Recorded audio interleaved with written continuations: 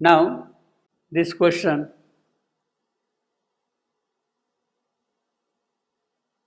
of marriage. There is no marriage at all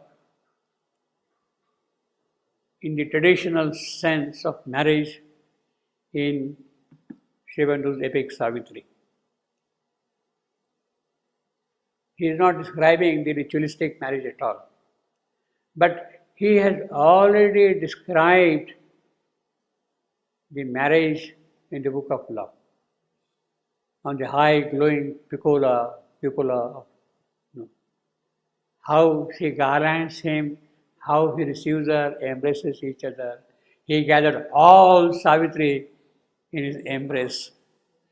No, he must be a really great man to gather all Savitri in his embrace. Now that is in marriage, the heavenly marriage. So what in Savitri we have is the heavenly marriage. So the ritualistic part is meaningless. It is not necessary at all to be described here. The heavenly marriage or love has met love, they are united together, finished. That's the marriage. That is the real sense of marriage. The rest is a feasting and chanting, okay, go on, you see. It can go on, you see. But in the traditional story of Savitri, as she was saying, in Mahabharata story of Savitri, we have the ritualistic details of the marriage. This is what I am going to read now to you from the book. The description begins with the departure of Narad. Narad has come to the palace. He has made known the death of Satyavan, and ultimately he says, let everything go without any difficulty, without any obstacle. He says that let all things end happily. That is what Narad is assuring while going away. Yes, death is there, but the end is happy death, you see. He describes. And the sage departs. After that, the father, Savitri's father, Ashwapati, has to arrange for the marriage. Savitri had chosen Satyavan, but they had to be marriage, etc., whatever the traditional thing. That is what we have got here. Then the king, that is Ashwapati, then the king paid attention to the details of giving his daughter in marriage. After Narad's departure, he is giving, all these traditional things which are required, he is giving details to that thing. By arranging for the needed materials, he got everything ready for the wedding. He got everything ready, you see. He invited the elderly Brahmins and all the priests officiating at the holy sacrifice, yajna of fire, and the reciters of the rigs, the chanters of Vedic mantras, choosing an auspicious day and the hour. He, along with them, with this priest, with the chanters, with the marriage party, he, along with them, and of course his daughter, set out on the journey to the forest, to the Shalva forest. On reaching the deep and sacred forest, this is what we have seen just now in Shivandu. On reaching the deep and sacred forest, the king walked, accompanied by the Brahmins, to the hermitage where abode King Sage Jumatsena. See, he is getting down from his chariot. His hermitage is there, and he is now walking towards the king to meet Jumatsena, accompanied by the Brahmins, all these people there.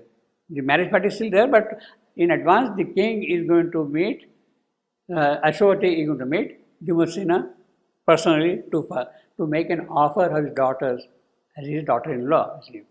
Accompanied by the Brahmin to the hermitage where abode King Sage. King Sage, that is Rajarshi Jumatsena.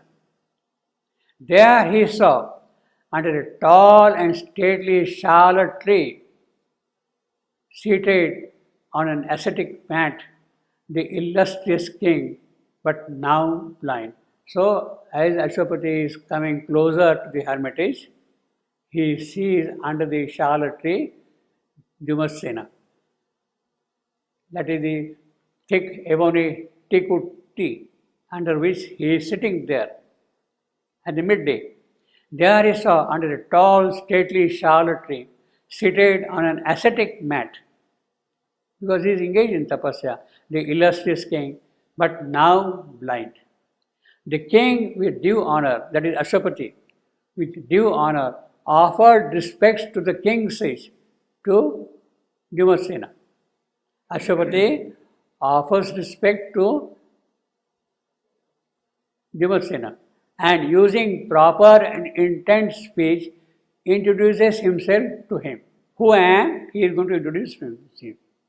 In return, Dumasena, well versed in dharma as he was, received Ashwapati by giving him oblations, arghya, water, arghya, and making available a high seat, and by gifting a sacred cow.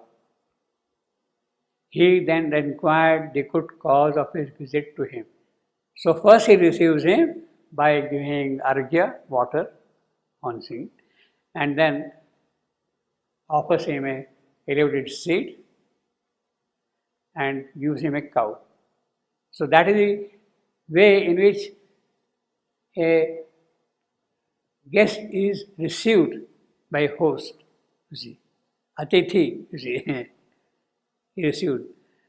Then, and he asked, yes, you are welcome, please let me know what is the purpose of your coming. Then, expressing his wish and the purpose of approaching him about Satyavan, he described in the several details that had to be attended to it in the matter. Now this is what Dumasena is telling to Ashwapati about his son and all that thing. Then Ashwapati said, "O Dumasena, a beautiful and virtuous daughter I have named Savitri. I am the father of a beautiful and virtuous daughter, Savitri. I am approaching you with a request to establish in Dharma. You are founded in Dharma. You go with the conduct of Dharma. Establish in Dharma. To accept her in the just and proper way as your daughter-in-law. This is my daughter, I am offering you. Please accept her as my daughter-in-law." And then Dumasena says, "I have lost my kingdom, and here in the forest I dwell. I am living in the forest, in the hermitage. There is no kingdom, there is no palace here at all. Living a life according to the dharma or the forest hermitage life. In the practices of austerity, how can it be fair for your daughter to adopt to this hermitage life? She is a princess who has grown up in the palace. How is it proper? How can she bear the sufferings and hardships associated with this hermitage life?" He is questioning Ashwapati. And then Ashwapati says, "Happiness and sorrow are born and then die. They are passing phases. Happiness is there, sorrow is there, they are passing phases. They are not important things at all. Both my daughter and know of it. I am fully aware of the conditions. Yes, you are a king. Today you are living in a hermitage. But they are passing things. Both myself and my daughter, we are aware of it. See. Please speak not therefore in that way. And to a person like me, I have come here with due resolve, being aware of all things. Yes, I am aware of this thing that you are living here. With all these considerations, I am still approaching you. So please don't disappoint me.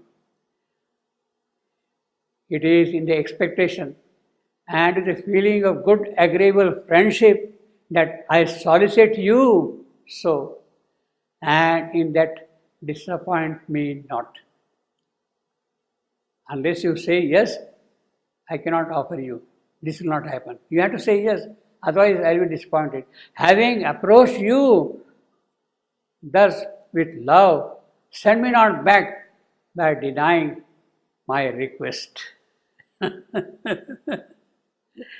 every respect, Ashwapati is assuring him, in every manner, in every respect, you conform to my standing, you are of my equal status. Both of us are of equal status. You are acceptable to me as I too for you. Kindly then consent to receive my daughter as a bride for Satyavan and a good daughter-in-law for you. So he is making a plea. He is trying to sell his daughter to her, to him, so to say. See, so to say, no, so to say. No. Well, no. In every respect you conform to my standing, and you are acceptable to me as I too for you. Kindly then consent to receive my daughter as a bride for Satyavan and a good daughter-in-law for you. And then Vimasana replied, it had been my long cherished desire to have a family tie with you. When I was a king, I wanted to be joined with your family through a marriage tie.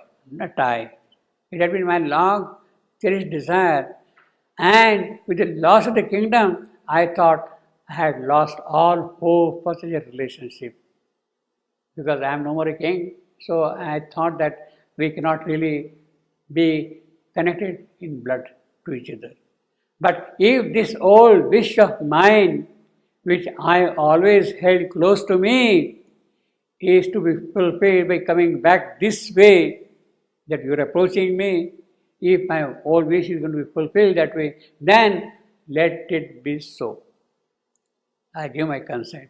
You are my most welcome and honorable guest. So he is not simply thrusting, he has to accept also.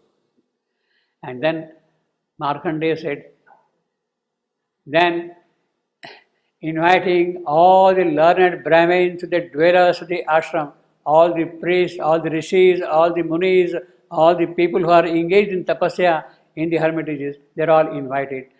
Then inviting all the learned Brahmins and the dwellers of the ashram of that forest, the two kings in their assembly, and following the prescribed rites and ceremonies, performed in marriage. Yeah. The Yajna of Paris kindled. The Yajna of Paris kindled. Yeah. Ashwapati, after giving his daughter and having extended several presents, and extremely pleased as he was, returned to the palace. And the ladies are not there, the mother? Well, everybody is there. Yeah. The whole everybody. Question.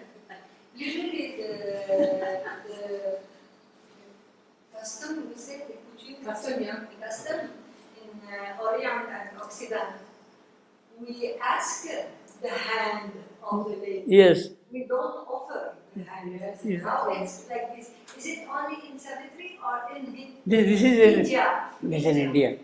But in India, Yeah. the father Yeah. offered his This is daughter. a traditional manner of arranging marriages. Oh, another offer. Offering. No, even in Orient, for example, even in Occident, it's indirect, arranged.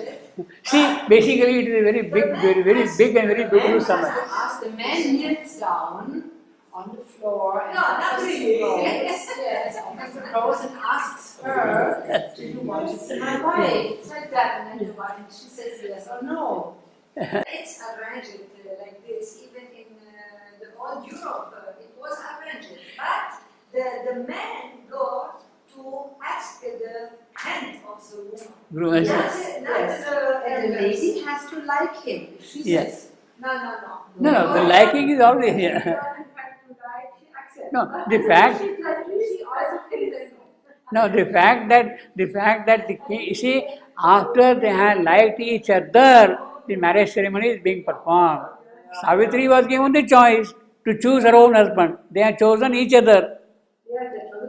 They have already chosen each other. So that is already settled.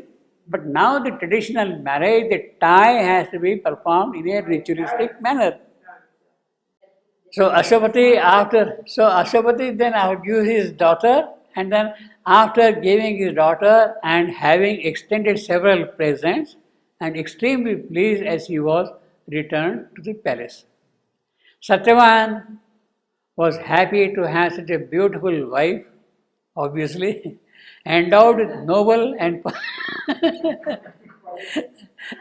endowed with noble and fine qualities, and she too was joyous that her heart's desire had been fulfilled in him as her husband.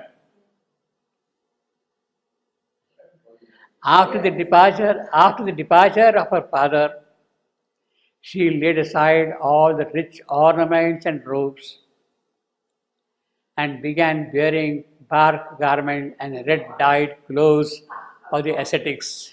That is the fate. That is what people are saying. She is a royal princess, now she is going to wear ochre clothes, you see.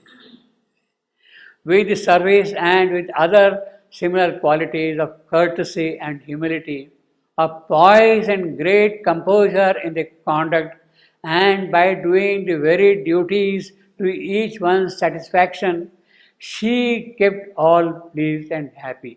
She who was served by others, by servants, she is now serving others. She looked after the physical needs of her mother-in-law and took care of her clothes, also washing, cleaning, mending, whatever is required. Whatever little she spoke to her father-in-law, restraining herself, she did so with godly respect and reverence for him. In a like manner, with sweet and loving speech, and ever proficient, always remaining calm and tranquil and in the privacy, she saw, waiting upon her husband, that he was happy.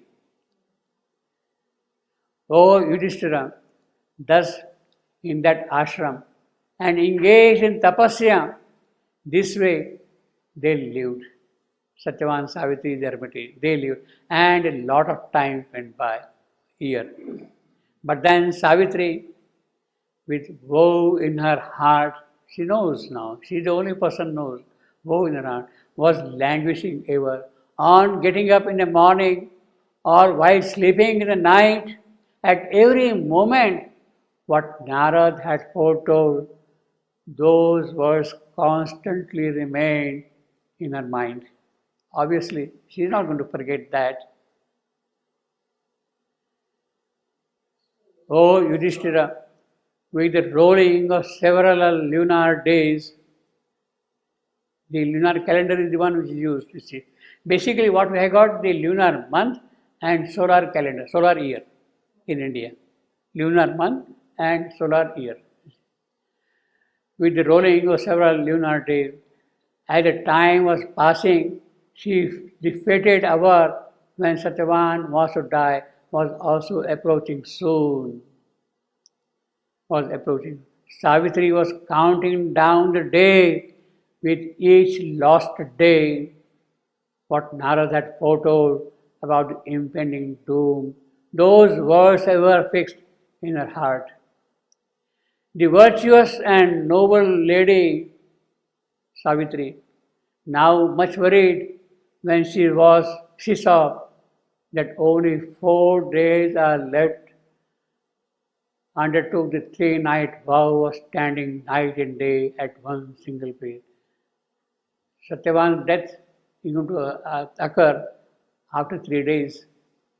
So she has now decided to undertake the 3-night vow. The 3-night, what is called Tri-Ratra Vrata. 3, Ratra, night, Vrata, vow. 3-night vow. What is that vow? Of standing day and night at one single place. For 72 hours at one single place without moving from that. One single place.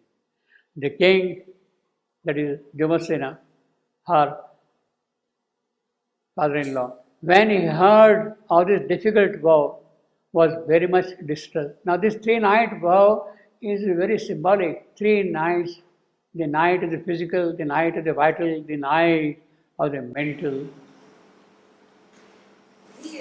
had a doubt. This Dyumatsena, he knew about her vow, but he didn't know why she is doing, no? Because he didn't know about the death of his son. So, what she told him about the vow, why she is making this vow. See, I mean, as an elderly person, as a respectable person, she will serve him also in the house.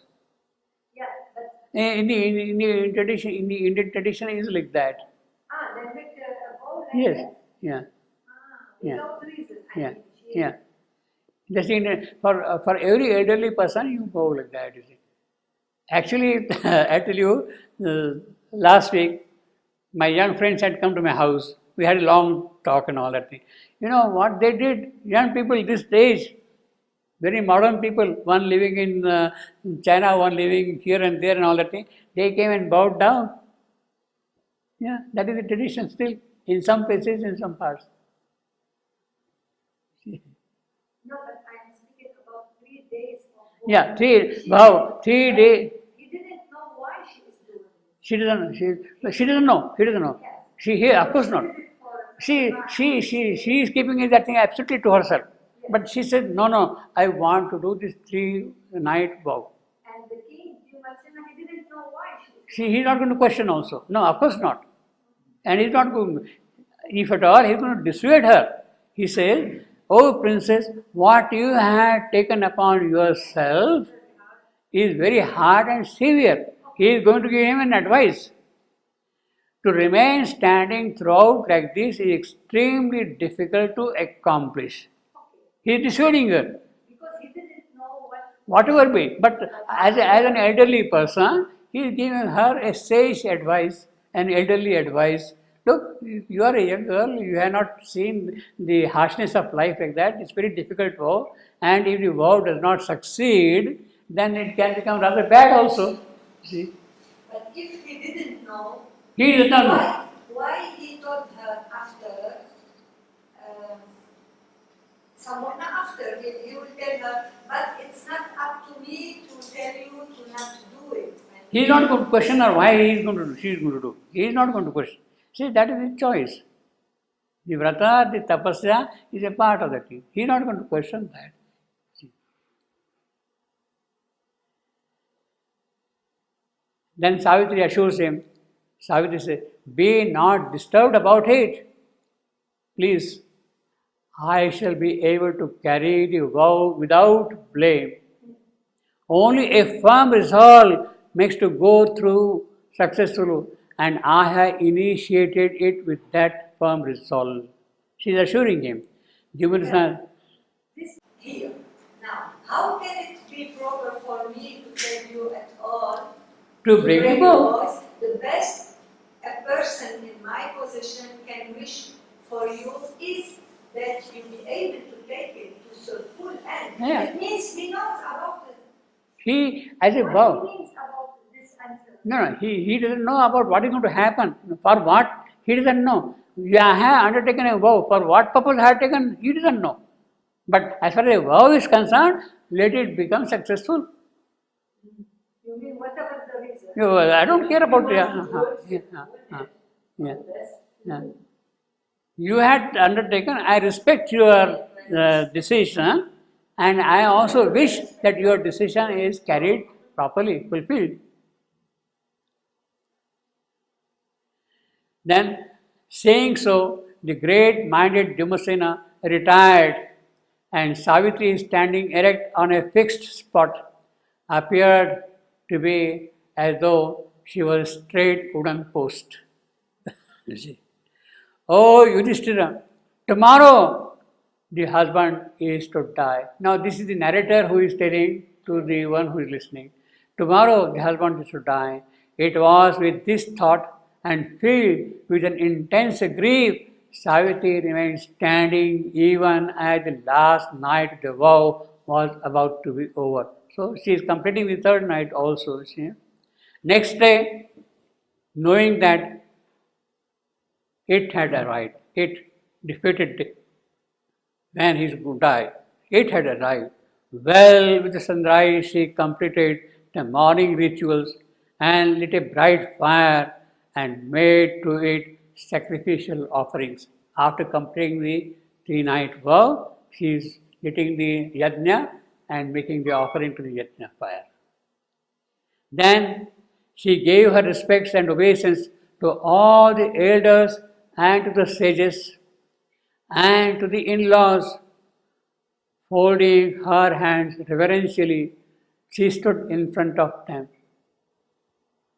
bowing respectfully after coming. All those dwellers in the sacred forest, grown in austerity, blessed Savitri. You have done a great thing. Thank you. Bless Savitri. In other words, when you are blessing, a part of their spiritual force also enters into her. You see. That blessing means the spiritual force also enters into her. Bless Savitri. The sages wish for her good auspicious thing of a life without widowhood. That is what they are wishing for Savitri. That is the blessing they are giving to her. You have done something wonderful. You will never be widow. See. Entering into the yoga of meditation, Savitri is now, she hears all these blessings from the sages and she goes into the yoga of meditation, dhyana, contemplates, she concentrates on what they have said, entering into the yoga of meditation and saying to herself, be it just so, be it just so. What is that be it so? A good auspicious things without widowhood of life. Be it so. That is what she is fixing. Their words of tapasya, she is fixing in her soul. In her soul. Be it so. She in her heart of heart repeated the words of benediction. Knowing that particular time and that moment as foretold by Narad to be arriving, the princess was filled with great grief in the thought. So that is the beginning of Savitri's yoga and completion. That is what we are going to do in the book of yoga, you see. Now this 3-night vow is described in a different manner in Shivandu Savitri, you see. But basically, all the elements of yoga are present in the original story of Savitri.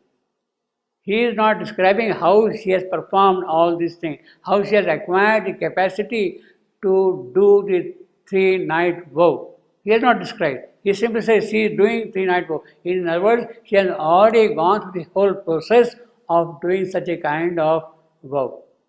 Otherwise you can't. She was living in a palace. She never did that kind of a thing. In 1 year she must have acquired that kind of a yogic capability to do this sort of a vow, you see. And she has done that. That is yoga. In other words, in the original story of Vyasa, Savitri, Mahabharata, although it is not explicitly spelled out the entire detail of yoga, the elements of yoga are indicated by these suggestive incidences. And here what happens? Savitri entering into the yoga of meditation. She is entering into the yoga of meditation. What the original story says is, she is dhyana yoga parayana. Dhyana yoga, yoga of meditation. Parayana, adept, master. Savitri is the master in the yoga of meditation. That is what the original story of Savitri is telling already. She is already, therefore she is entering into that yoga, into that condition, and said, what these rishis are telling, let their words come true. What they have said? Good, auspicious things and a life without widowhood. Let that be true. She is fixing up. See, although you are giving blessing, you have to receive and fix it. That is a part of responsibility. The mother is giving us blessings, but then it is our part to really fix it up and live by that. It is our responsibility. She is showering blessings. To receive that and fix it and work upon that. That is our responsibility. That is what Savitri is here saying. Simply giving blessing, God has given blessing. No, you have to also see that it is held and carried forward, you see. So here we have the marriage ceremony. We have 1 year of yoga, and she is now ready to meet death. You see, Savitri. You see. This is what is now described in the book of yoga. In fact, that is what we'll see now in more detail as we proceed. But this is the kind of a preface, historical as well as relevant for our story, you see.